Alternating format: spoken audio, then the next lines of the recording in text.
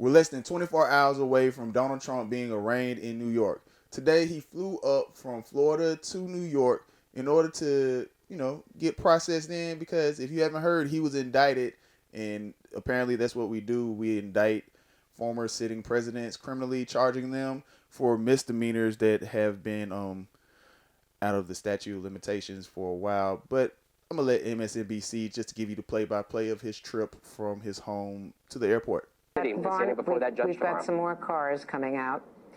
A second car, third car. Okay, this is the motorcade. So we would assume that this is the motorcade. So how many minutes will it take? Right, so this is, yeah. Let me just we say, should see them in about 30 seconds. Okay, let me just say that you see them, so they're on Ocean, yeah. And once he passes you and hits the bridge, it will be West Palm Beach, where the airport is, right? Correct?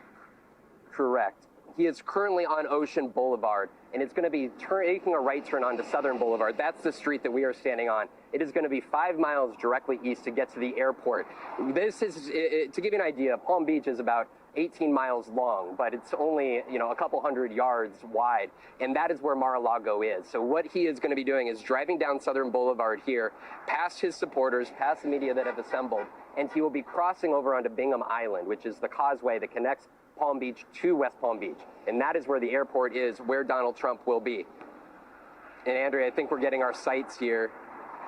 I think Andrea, he's coming up behind you. Yeah, this is the motorcade of former President Donald Trump leaving his Florida residence, heading to New York City, where he is set to surrender to authorities to be arraigned on those criminal charges. Following the indictment of former President Donald Trump. Yeah, he's expected to surrender himself to a Manhattan criminal court Tuesday, and he is the first former president to face criminal charges. Jim Stratman is with us here in the studio, and Jim, the former president is expected to face actually a lot of charges. Yeah, that's right, Eric. 24, in fact. Officials say that there could be a number of felonies thrown in there as well. Now, all of this stemming back to alleged hush money payments that the former president had his former fixer, Michael Cohen, make to adult film star Stormy Daniels before the 2016 election.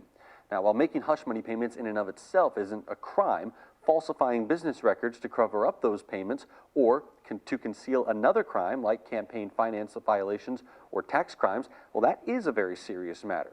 Trump's charges are currently sealed, so we don't know exactly what those charges will be until he arrives inside the Manhattan criminal courthouse tomorrow morning. During his presidency, it was very difficult for people trying to land and take off because there were so many flight halts. As you see, more supporters there waving, more flags. It looks like only supporters there. We don't see any others. No protesters on the other side there. If you don't know this, the left is scared of Donald Trump because they know that he's going to win. He's going to have to go against Joe Biden, and Joe Biden's pretty much a wet rag, doing a terrible job and just giving money away to Ukraine. He just promised to send another $2 billion over there. While we're having issues in America, and instead of focusing on the issues in America and what Joe Biden has done to, pretty much destroy the country, still want to focus on Donald Trump. The mainstream corporate media still wants to focus on him. And after a while, people have to be paying attention to, hey, this is kind of weird. We're actually going to arrest a former president. I didn't know this was a banana republic. We are on the verge, or if not already in, a civil war. There are people who are seeing the same thing, same video, but getting two different observations from it.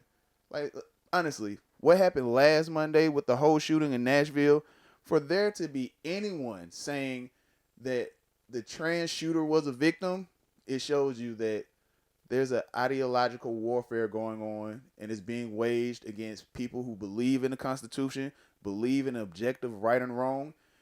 And there's a group of people who just says, you know what, burn everything down. We need to. I mean, think about it. The January 6 people who got caught up in a riot, they were escorted into the Capitol by police. Yeah, they're still in jail. But the people who burnt down cities across the United States, over 14,000 arrests, over 20 people killed, yeah, they're out walking about, and the Democratic Party actually bailed those individuals out, meaning Kamala Harris and Joe Biden. Let me know in the comment section down below. What do you think? Do you think that this is a good thing that they're actually going to lock up Donald Trump, that they're actually going through with this? Or do you think, no, this is the scary times that we're living in this country?